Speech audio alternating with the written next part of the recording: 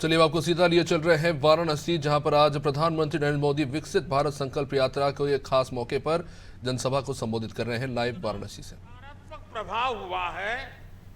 उनको अपने काम का संतोष होने लगा है। अच्छा भाई, ये योजना बनी, मैंने तो फाइल बनाई थी, लेकिन क्या एक गरीब विधवा के घर में जीवन ज्योति बीमा का पैसा पहुंच गया? मुसीबत की जिंदगी में उसको इतनी बड़ी सहाय मिल गई। तब उसको लगता है, अरे मैंने तो कितना बड़ा काम किया है। एक सरकारी मुलाजिम को जब ये सुनता है तो उसको जीवन का एक नया संतोष मिलता है। बहुत कम लोग हैं जो इसकी ताकत समझते हैं कि ये विकसित भारत संकल्प यात्रा से हो क्या रहा है। जो बाबू लोग इस काम से जुड़े हैं, जब सुनते हैं, जब मैं भी यहां बैठा हूं सुनता हूं कि मोदी जी मुझे बहुत अच्छा लगा, मेरे पति का स्वर्गवास हो गया था, अचानक मुझे खबर आई 2 लाख रुपए मिल गया। कोई बहन कहती है कि बचपन से ही हम तो धुएं में जिंदगी गुजारते थे, गैस आ गया, जिंदगी बदल गई। उससे बड़ा, जो सबसे बड़ी बात की बहन ने, उसने कहा गरीब और अमीर का भेद मिट गया।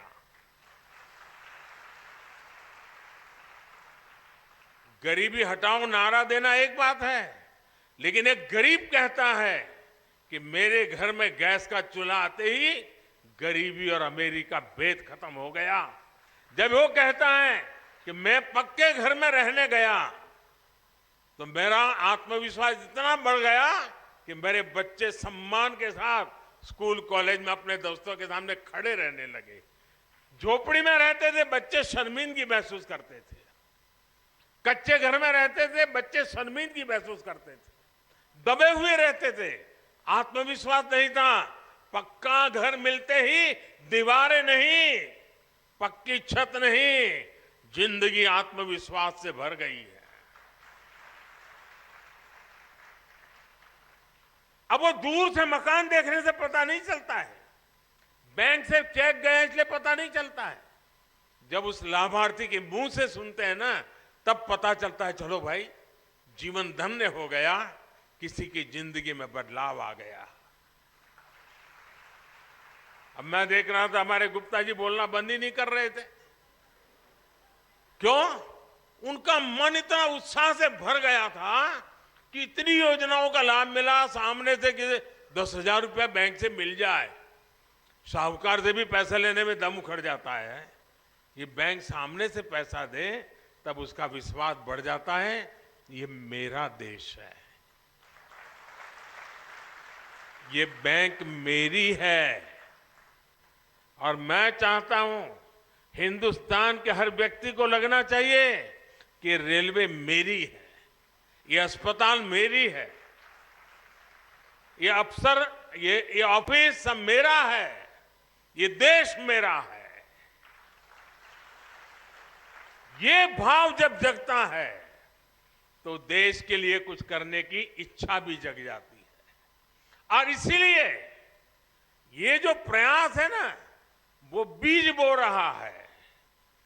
बीज इस बात का बो रहा है कि भाई हमारे माँ बाप को मुसीबतें झेलनी पड़ी, हमें भी जिंदगी में मुसीबतें झेलनी पड़ी, लेकिन हमें अपने बच्चों को मुसीबत में जीने के लिए मजबूर नहीं करना है। हम जो मुसीबतों से गुजरे, कोई माँ बाप नहीं चाहता है कि उसके बच्चे भी उसी मुसीबत से गुजरे। खुद पढ़ नहीं पाए, अशिक्षित रहे, लेकिन कोई माँ बाप नहीं चाहता है कि उसके बच्चे अशिक्षित रहे। और जब ये योजनाओं की सारी जानकारियां उसको मिलती हैं तो उसको लगता है कि यही समय है, यही समय है हम भी कुछ करें। और जब 140 करोड़ लोगों के मन में लगता है ना ये समय है, तो देश आगे बढ़ के रहेगा। देश को आजादी कैसे मिली? सारे देश में एक वातावरण बन गया था। कोई चरखा चलाता था, कोई पूछता था क्यों चला रहे हो चरखा, तो बोले आजादी के लिए। कोई पढ़ाई छोड़ करके भारत माता की जय करके निकल पड़ता था, पुलिस के डंडे खाता था। लोग पूछते थे क्यों मर रहे हो, बोले देश की आजादी के लिए। कोई बुजुर्ग की सेवा करता था, कोई पूछता था अरे क्या कर रहे हो भाई, नहीं बोले आजादी के लिए कर रहा हूं। कोई खादी पहनता था, क्यों कर रहे हो, आजादी के लिए। हिंदुस्तान का हर व्यक्ति कहने लगा कि मैं आजादी के लिए काम कर रहा हूं। उपवास करता हूं तो भी आजादी के लिए, मेहनत करता हूं तो भी आजादी के लिए, बच्चों को पढ़ाता हूं तो भी आजादी के लिए, सफाई का काम करता हूं तो भी आजादी के लिए, तकलीफ चलाता हूं तो भी आजादी के लिए। आजादी का ऐसा बुखार चढ़ गया, हर मन में विश्वास पैदा हो गया, अंग्रेजों को भागना पड़ा। देश उठ खड़ा हुआ। अगर हम इस समय 140 करोड़ देशवासी इसी मिजाज से भर जाएं, बस अब हमें देश को हमें आगे ले जाना है, ऐसे नहीं रहना है। हर एक की जिंदगी बदलनी है, हर एक की शक्ति का सम्मान होना चाहिए, शक्ति का उपयोग होना चाहिए, तो देश को आगे बढ़ाना चाहिए। एक बार ये मन में ये बीज बो रहे ना, आज 25 साल में तो ऐसा वटवृक्ष बनेगा, 2047 में 2047 में विकसित भारत बन जाएगा और बच्चों को फल मिलना शुरू हो जाएगा। ये वटवृक्ष की छाया आप ही के बच्चों को मिलने वाली है। और इसलिए विकसित भारत बनाने के लिए हर नागरिक का मिजाज बनना चाहिए, मन बनना चाहिए, संकल्प बनना चाहिए। और अगर मन बन जाता है तो मंजिल दूर नहीं होती है। और ये विकसित भारत संकल्प यात्रा, ये एक प्रकार से देश का काम है, ये किसी राजनीतिक दल का काम नहीं है। और मैं मानता हूं जो इस काम को करता है ना, वो बहुत पवित्र काम करता है।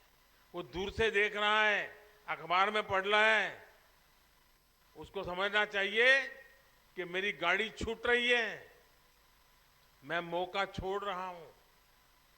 मैं भले देश का प्रधानमंत्री हूं, लेकिन मेरा बड़ा उमंग है आज आपके बीच आने का। मुझे बड़ा आनंद है कि मैं आज विकसित भारत संकल्प यात्रा का मैं हिस्सा बना। मैं भी संतोष करूंगा कि हाँ भाई, ये काम मैंने भी किया। आप में से हर किसी को करना चाहिए।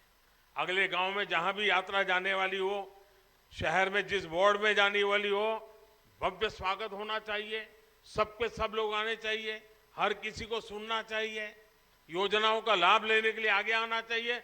और जिसको योजना का लाभ मिला है उसने आत्मविश्वास के साथ इसको बताना चाहिए। अच्छी बात बताने से भी अच्छाई का वातावरण पैदा हो जाता है।